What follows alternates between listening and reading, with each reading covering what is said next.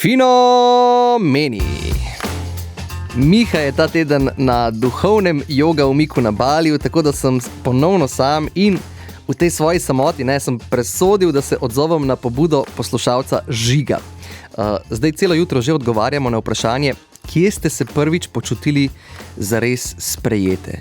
Na skavtih, mogoče pri gasilcih, mogoče v pevskem zboru, na gimnazijskem improkrožku, v objemu ljubimca, ne vem. V zadnji uri smo slišali Olgo, ki se je prvič počutila sprejeto, ko se je včlanila v društvo upokojencev Vrhnika. Leja pa nam je zaupala, da so jo v otroštvu sprejeli v košarkarski klub, kljub temu, da je imela eno nogo krajšo od druge. In danes se bomo pravzaprav pogovarjali o enem zelo specifičnem izmed teh prostorov sprejemanja.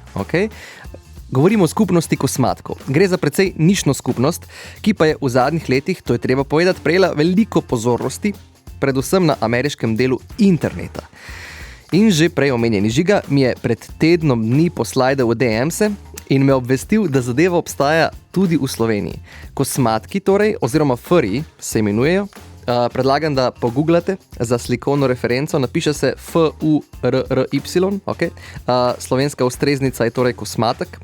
Gre za skupnost ljudi, ki se oblečejo v kostume antropomorfnih živali, recimo lisice, volke, pse, in se nato med seboj dobivajo, družijo in gradijo neke vrste fantazijski svet.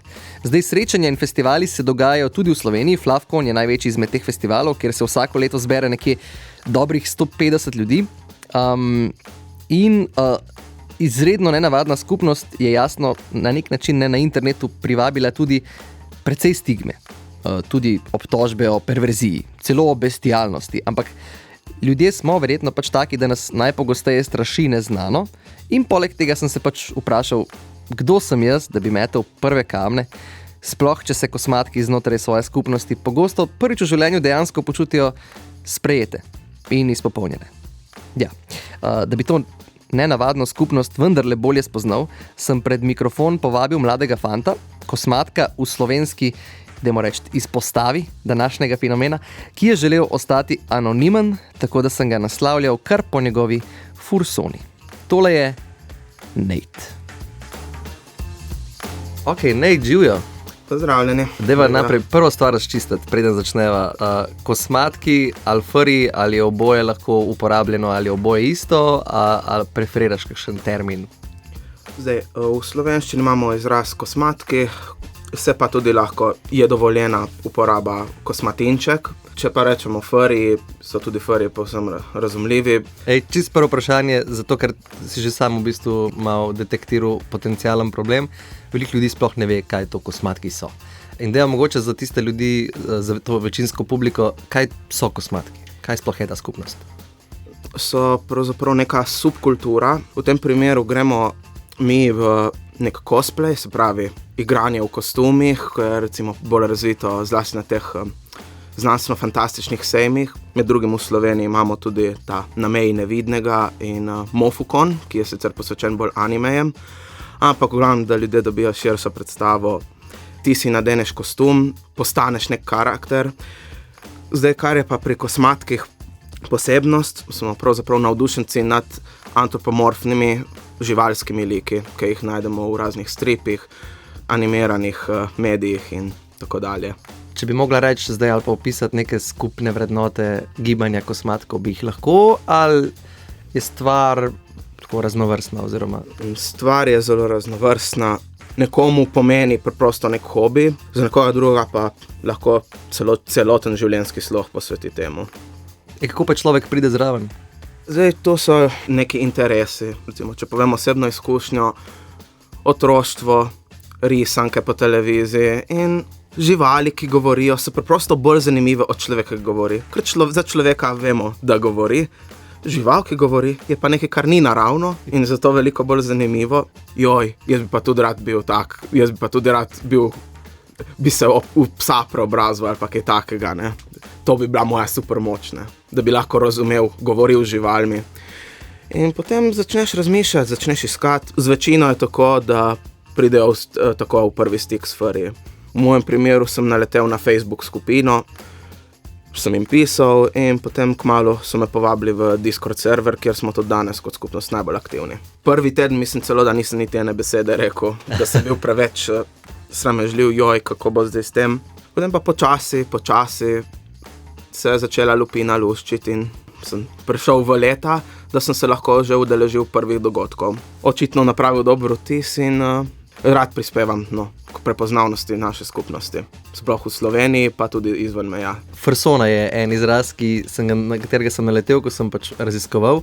Gre za neke vrste, če prav razumem, osebnost, ki si jo ustvariš, glede na svoj lik. A mi lahko ti razložiš koncept fursone? Pri cosplayu navadno si nadeneš ti kostum, neko podobo že obstoječega lika, recimo iz nekega animeja, ampak navadno pri kosmatkih je pa tako, da si ti ustvariš nek svoj jaz, žal nimamo slovensko ustreznice in to bomo imenovali fursona.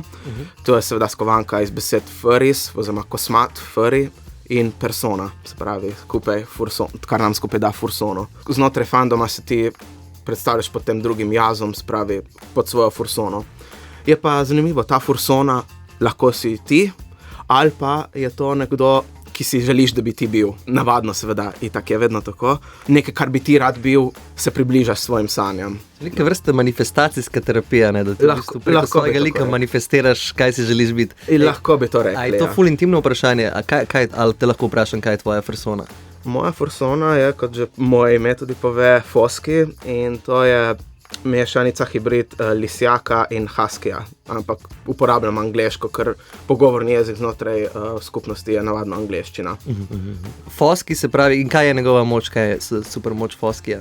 Zdaj, Foski nima neke super moči, je pa v veliki večini sem ga resnično baziral na sebi in tudi ni naključna izbira teh živali, ker nekako se mi zdi, da moja osebnost izraža tako lisičijo pa pasijo, bi se reklo, ker sem zvest, znam biti prijazen, znam ustreči ljudem, po drugi strani sem pa tudi samosvoj zadosti, imam dobre ideje in to bi nekako bile lastnosti lisice. Kar pa je tle res zabavno, nekoč sem za šalo naredil neko anketo, kot so te, kakšna žival si, in sem testiral na svojih starših in ne boste verjeli, je prišlo ven, moj oče bi bil lisica, moja mama pa pes. Tako da očitno sem res vas si res dobro detektiral. Ko so že ravno pri starših, se mi zdi, da neko določeno stigmo to gibanje ima. Eni ljudje na to gledajo kot na nekaj čudnega, preverznega. Ljudje, ki ne poznajo te skupnosti ali pa jo pač ko bežno poznajo, si velikrat ustvarjajo negativno mnenje. In mene zanima, a si ti od svojih bližnjih dobil podoben odziv, v smislu, to je nekaj čudnega, ali si pol, ko si jim razložil, so bili tako, so v bistvu je sam neka skupnost, v kateri se ti počutiš udobno in ti je cool. Kakšna je bila neka izkušnja? Ali pa kakšna je ponavadi izkušnja? Zdaj, tudi znotraj fandoma ni vse samo zlato in lepo. Imamo negativno stigmo zaradi določenih reči, ta perverznost, ne. Vse govori tako, tudi ena oddaja, mislim, da je bila NCIS, že pred leti, je v bistvu kosmatke predstavlja kot neke perverzne, ki imajo fetiš, da se pravi, da v kostumih izvajajo orgije, takšne reči. Zdaj, seveda, tu so naredili popolnoma filmsko. Oddaja, ki bo govorila o tem, nečem tako zelo čudnem, je pač zelo zanimiva in bo nedvomno povečala gledanost. Ampak načeloma vsi, ki trdijo, da fandom je samo to, se popolnoma motijo. Ker to je resnično neka zelo živahna skupnost in predvsem pa je to neka povezanost. Recimo tudi jaz osebno bom rekel, sem si pridobil ogromno prijateljev, sem res videl, sem začel tako,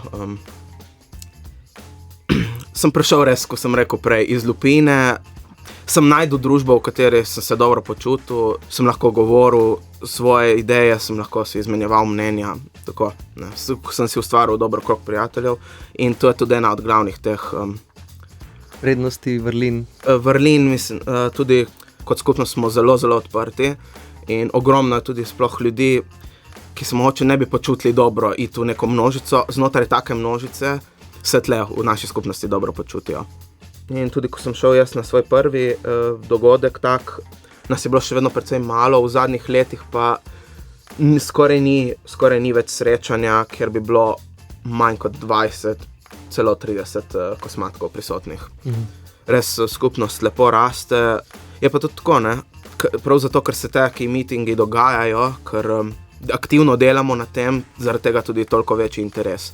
Kaj pa to, ko si rekel, da greste na imate neke dogodke, ki so tudi odprti, tudi za neforije? Letno organiziramo, če le vreme dopušča, pohod po Ljubljani za noč čarovnic, se pravi, kosmatki privlečejo na dan svoje fursuite. No, še vsakič, ko smo to izvedli, je bil zelo, zelo topel in pozitiven sprejem. Zlasti med otroci, pa tudi starši. Vedno imaš nekoga, ki se bo na kremžu, ampak večina je pa zelo pozitivno. Če želijo fotografijo, dobijo, če želijo objem z veseljem, vse to.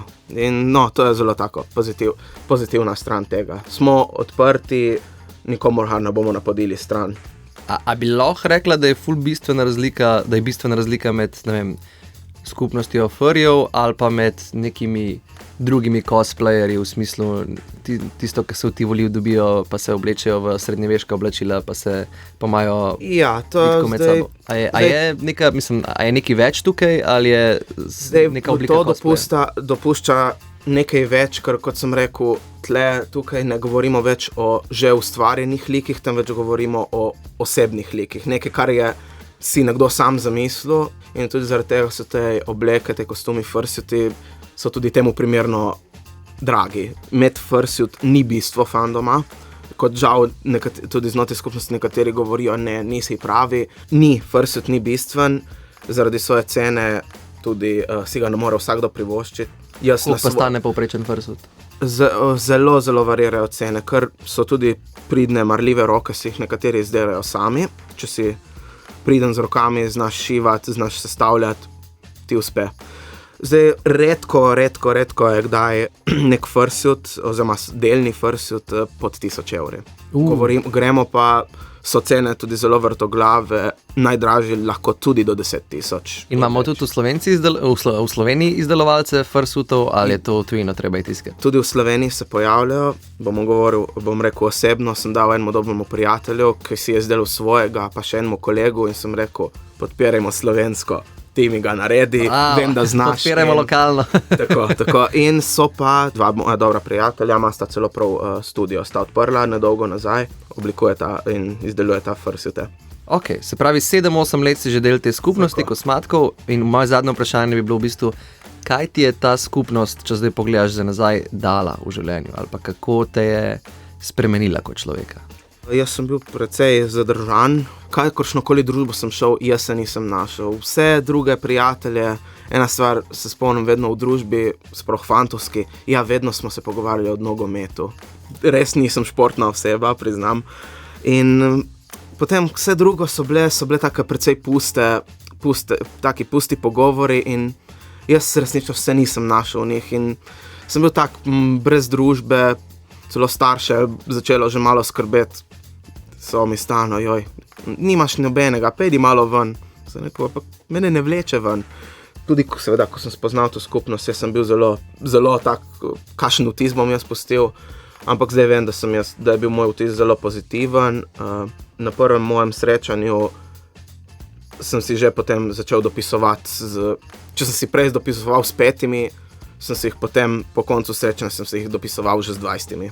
Je res toplo so me sprejeli, z odprtimi rokami, so mi rekli, pridi, dobrodošel. In bi se reklo, iskrica je bila prižgana takrat, in jaz takrat sem zagorel in gorem za skupnost. Sprejela v resnici. Res, in zato bom vedno hvaležen. In prav zato tudi jaz čutim, da naredim nekaj tudi za to skupnost, ki mi je meni toliko dala, ne da še drugim, in ne bom tudi jaz del tega, ker mi je v veselje. Ja, z Natom sva se, ko so se mikrofoni ugasnili, še naprej pogovarjala o skupnosti, o občutku sprejetosti. Sam sem se recimo prvič počutil sprejeto v 7. razredu na skavtih. Bil sem precej nesamozavesten bajsek in na skavtih sem spoznal še enega precej nesamozavestnega fanta. Z Dorjanom sva postala dobra prijatelja, dobila sva skavtsko ime, moje je precej ironično Preudarni Gams. V resnici gre za neke vrste fursono, ne? Ravno ugotavljam, ampak skratka, ker sem hotel povedati to, da so mi ure zabušavanja, ko so naj vodniki poslali podračje in večeri hecanja v šotoru z Dorianom, ulile ta prepotreben občutek tega, da spadam. In Nate je ta občutek prvič izkusil pri kosmatkih. In to, da gre za nenavadno skupnost, bi vam gotovo povedal tudi sam, a nekaj že more biti na skupnosti, ki človeka sprejme tako lepo in tako brez predsodkov. Ampak se ne vem. Mnenje si predlagam, ustvarite sami.